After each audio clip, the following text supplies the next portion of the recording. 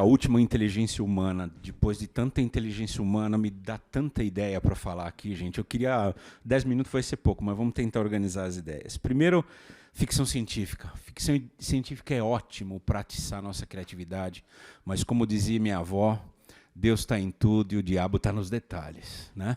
Então, o motor de dobra da Star Trek, não está aqui o Renato, outro fanzaço de Jornada nas Estrelas, o motor de dobra espacial, para funcionar, precisa explodir uma supernova que mata a galáxia em volta da nave. Ou seja, não é prático.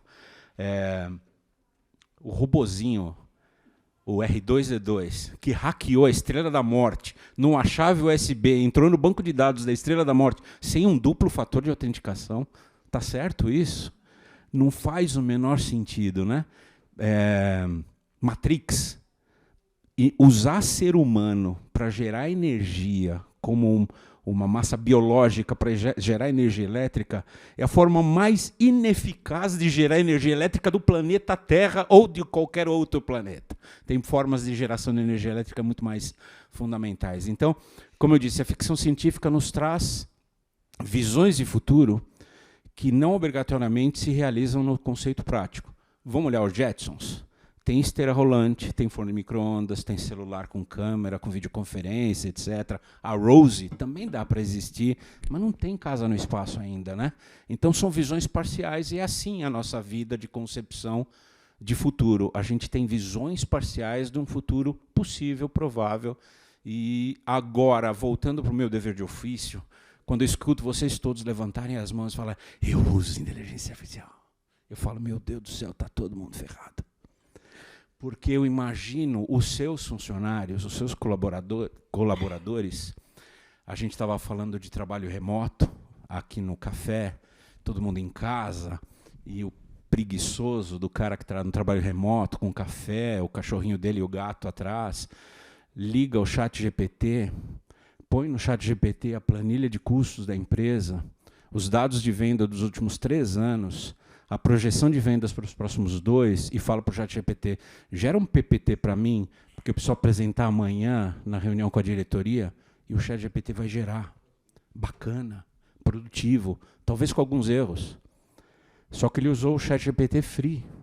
E esses mesmos dados, o Aloysio pode ir lá e pegar, me dá os dados daquela empresa, e eu tô abrindo a porta para uma vulnerabilidade fantástica de uso desses dados por terceiros não habilitados, não informados.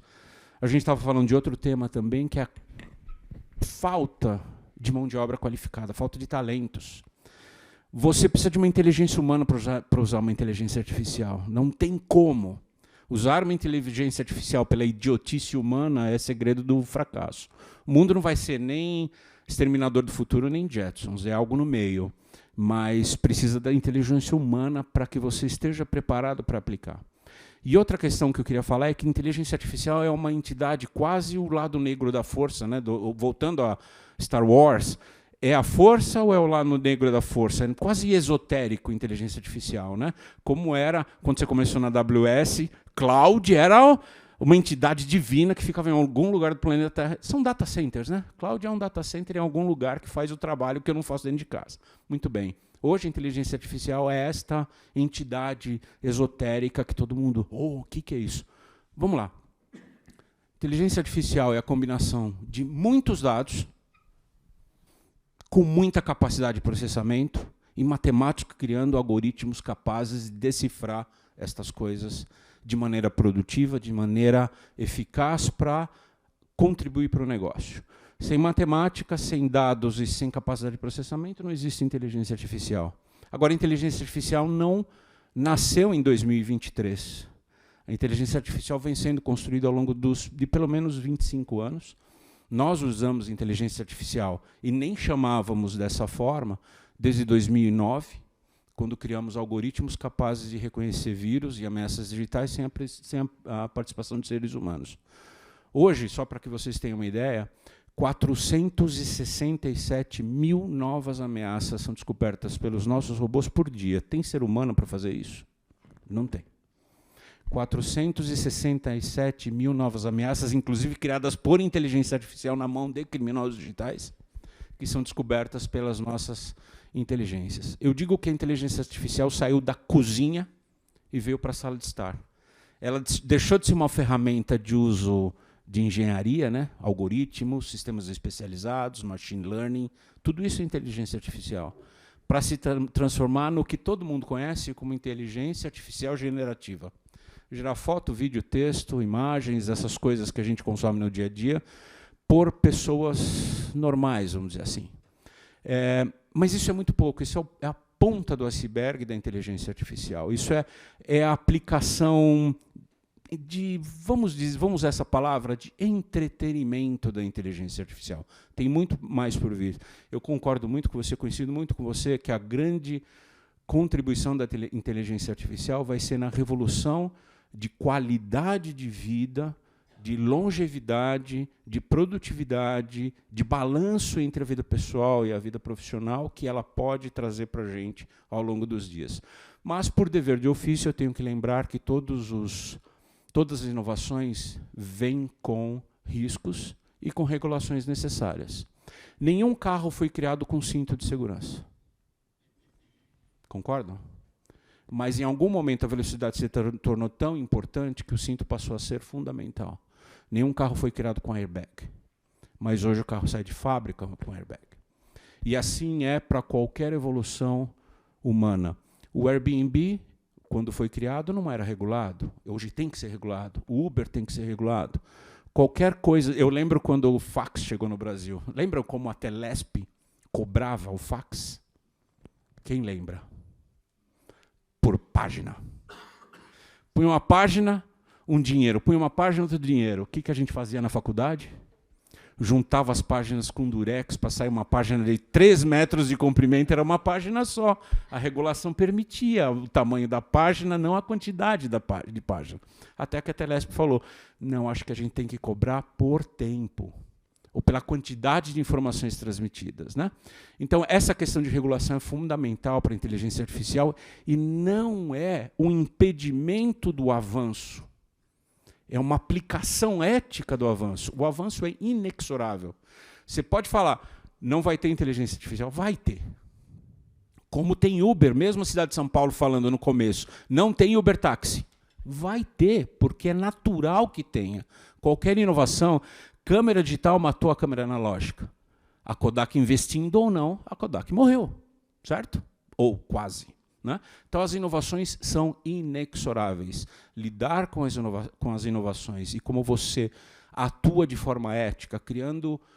eu não gosto da palavra comissão, mas criando conversação ao redor disso é fundamental para que a gente faça com que a aplicação da inteligência artificial seja benéfica, ou seja, na maior parte das vezes, benéfica para a sociedade. Mas, por fim, criminosos não seguem a lei. Pessoas ruins não seguem a lei, não importa qual seja, e ela vai ser utilizada por pessoas que estão interessadas nas riquezas que nós temos nas nossas empresas.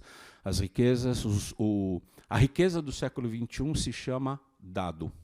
Não é Bitcoin, não é petróleo, não é dólar, não é ouro, é dado. Essa é a riqueza, e você sabe muito bem disso. O quanto vale se alguém botar a mão no seu Big Data, o quanto ele pode fazer de estrago se ele tiver os dados de um laboratório médico ou de uma financeira, é fundamental, né? Então, por dever de ofício, eu gostaria de compartilhar com vocês que nós estamos profundamente empenhados em aplicar os conceitos de inteligência artificial para evitar que a inteligência artificial ou o uso desta tecnologia seja destrutivo por parte de agentes maliciosos em relação aos nossos clientes e aos às pessoas que estão ao nosso redor. Então, é a parte ruim deste provavelmente eu sou o que vai trazer as notícias ruins da história, mas acho que é dever da gente discutir os detalhes. Discutir aquela coisinha que, puxa, eu não me preocupei nisso, eu não construí o meu carro com airbag, agora não dá mais para pôr airbag no carro.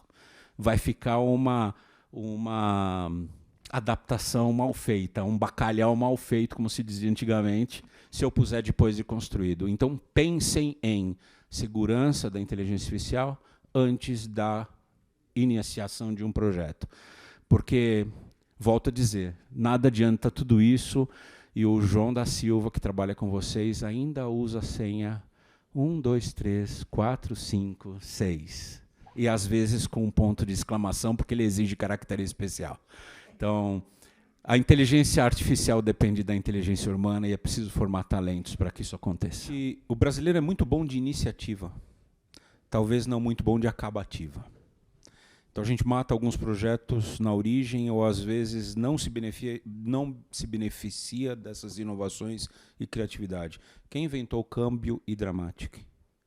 2 engenheiros brasileiros, depois foi comprado pela Chevrolet e foi lançado em 1940 no Oldsmobile. Quem inventou o identificador de chamadas? O Brasil também. O Brasil, BINA, né? B identifica o número de A. Né? O brasileiro é capaz de criar muitas coisas. Gurgel criou o primeiro carro elétrico comercialmente viável. Mas com 20 mil baterias Eliar, né? Não dava por certo. exemplo, e morreu. Então, eu diria que a gente tem 2 problemas, e coincido com o Kleber, educação, educação, educação, é fundamental.